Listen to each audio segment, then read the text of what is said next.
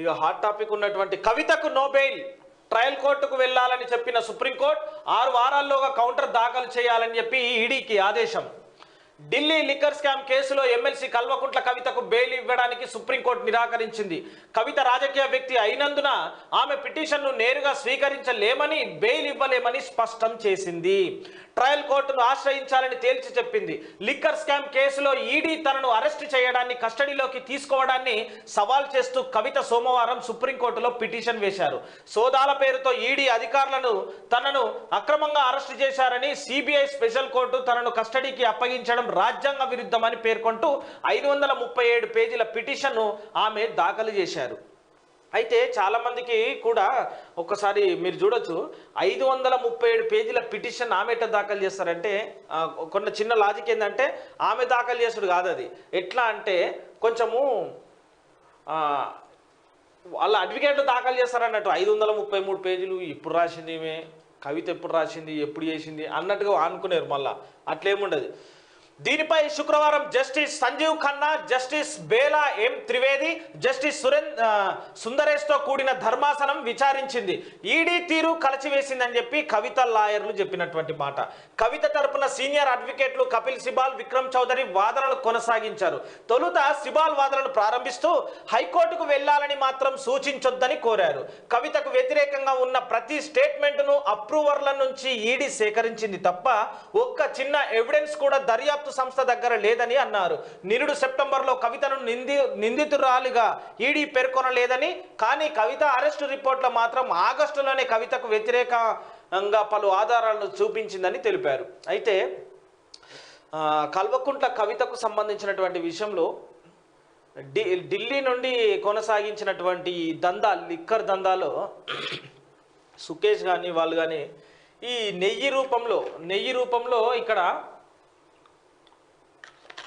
కేజీల కొద్ది నెయ్యి రూపంలో వీళ్ళు పైసలను ఏం డీకోడ్ భాష అబ్బా, ఇది కోడింగ్ భాషలో మాత్రం ఖతర్నాక్ చేసుకురు. కోటాను కోట్ల రూపాయలు మంది సొమ్ము మంగళారం, సొమ్ము అంతా ఒకంది సోకొకంది అన్నట్టు ఉన్నది. ఇక్కడ చూసిరా.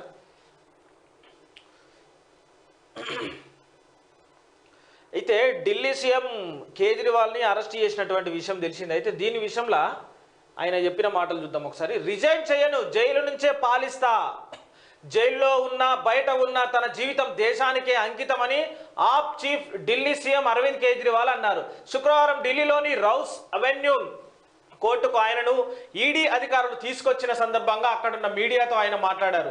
నా జీవితం దేశ సేవకే అంకితం, నేను జైలులో ఉన్నా బయట ఉన్నా దేశ సేవలోనే గడుపుతా అని అన్నారు. అరెస్ట్ అయిన తర్వాత స్పందించడం ఇదే తొలిసారి. అనంతరం కోర్టు కస్టడీ విధించిన తర్వాత తిరిగి వస్తుండగా కూడా కేజ్రీవాల్ మాట్లాడుతూ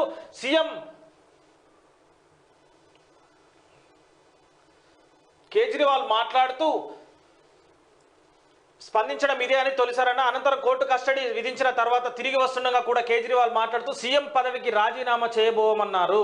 అవసరమైతే జైలు నుంచే సర్కారును నడుపుతామని చెప్పి ప్రకటించారు. చూసుకోరి కథ ఏడాదాకా వచ్చిందో. జైల్లోనైనా ఉంటా కానీ ఇసోటి పనులు మానా, పదవికి మాత్రం నేను వదులుకోను అనేటువంటి ప్రసక్తి కేజ్రీవాల్ తీసుకొచ్చినటువంటి మాట. ఇక ఎన్నన్నా చేయర్రి, కుర్చీనైతే వదిలా, ఆడ నుంచే పరిపాలిస్తారు, జైలు నుంచే చెప్తా, ముఖ్యమంత్రి హోదా మాత్రం వదలనంటాడు. పుష్పక విమాన్ సక్సెస్. ఇస్రో చేపట్టిన పుష్పక విమాన్ రాకెట్ ల్యాండింగ్ ప్రయోగం విజయవంతమైంది. ఎయిర్ ఫోర్స్ హెలికాప్టర్తో ఈ రీయూజబుల్ లాంచింగ్ వెహికల్ను నింగిలోనికి తీసుకెళ్లి జారవిడవగా రన్వేను వెతుక్కుంటూ సొంతంగా దారి సరిచూసుకుంటూ పుష్పక రాకెట్ భద్రంగా ల్యాండ్ అయింది. కంగ్రాట్స్ ఈ విషయంలో, పుష్పక విమాన విషయంలో. టెట్ ఫీజు రూపాయలు 1000.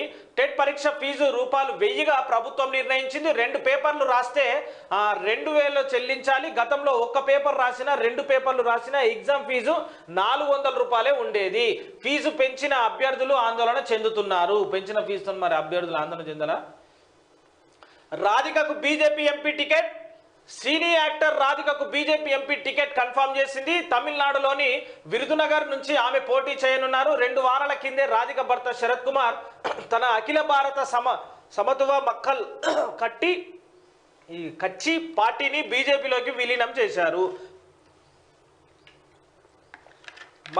మేధావులు అందరూ కూడా సినీ ప్రస్థానంలో సినిమాకు సంబంధించినటువంటి ఫీల్డ్లో చిరంజీవి కానీ ఈమె కానీ ఇప్పుడు చాలామంది కూడా పార్టీలను అన్నింటినీ కూడా విలీనం చేసినటువంటి పరిస్థితి. ఎందుకంటే వాళ్ళకున్న ఫేమ్తోని వాళ్ళకున్న చరిష్మాతోని నాకు ప్రజలు ఓటేస్తారు, మేము గెలుస్తాం, గెలిచి పట్టం గట్టి తీరుతాం, మరో ఎన్టీ రామారావు లాగా అనుకున్నారు. కానీ చాలామందితో కూడా కాలే.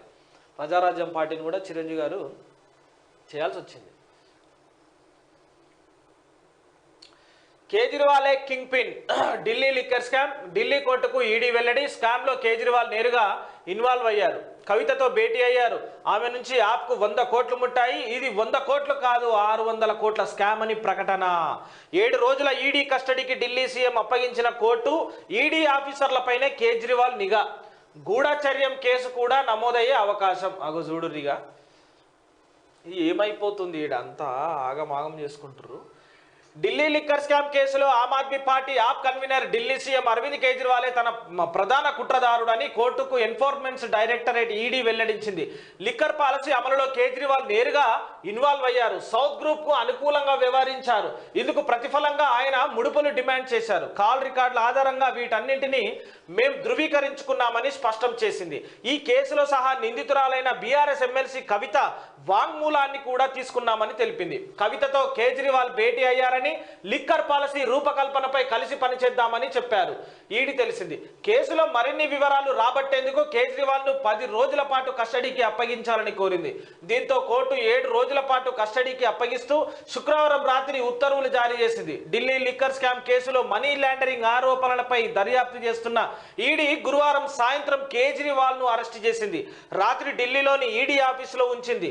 శుక్రవారం ఢిల్లీలోని రౌస్ ఎవెన్యూ కోర్టులో స్పెషల్ జడ్జి కావేరి బవేజా ముందు ప్రవేశపెట్టింది. ఎవరు ఏం చేసుకుంటున్నారు, డబ్బుకు ఆశపడి ఏం చేసుకుంటారు చూడు. డబ్బుకు ఆశపడి చిక్కుల్లో పడ్డారు. లిక్కర్ పాలసీకి దూరంగా ఉండాలని హెచ్చరించిన కేజ్రీవాల్ వినలే. అన్నా హజారే చెప్పినటువంటి మాత్రం అబ్బబ్బబ్బబ్బా. లిక్కర్ పాలసీకి దూరంగా ఉండాలని హెచ్చరించిన కేజ్రీవాల్ నా మాట వినలేదు అని చెప్పి అన్నా హజారే అన్నటువంటి మాటలు. డబ్బు కాశపడి పైసకు పీ తినే కొడుకులు ఉంటారు. ఇవాళ రేపు పైస ఇస్తే కథం ఎవరిని ఎట్లా బద్నాం చేయాలని చేస్తారు. ఇప్పుడు మొన్న జర్నలిస్టు శంకర్ పైన దాడి జరిగింది. అయితే జర్నలిస్ట్ శంకర్ని ఏ రకంగా ఏం చేయాలో అర్థం కాలే. అమ్మాయిలను తీసుకొచ్చి రంగంలో దింపి ఆయనని బ్లేమ్ చేద్దామని చూసారు. అట్లా ఇప్పుడు లొంగనోళ్ళని ఏదో రకంగా బ్లేమ్ చేయాలిగా. నరం లేని 4 మొత్తుకుంటుంది. కానీ నిజం ఏది అబద్ధం ఏది అనేది ఎప్పటికైనా బయటపడుతుంది. కవిత కేజ్రీవాల్ను కలిపి విచారించే ఛాన్స్. నేటితో ముగియనున్న కవిత కస్టడీపై మరో వారం గడువు కోరనున్న ఈడీ ఆఫీసర్లు. ఇక అది కథ కంచికే మనం ఇంటికి అన్నట్టు.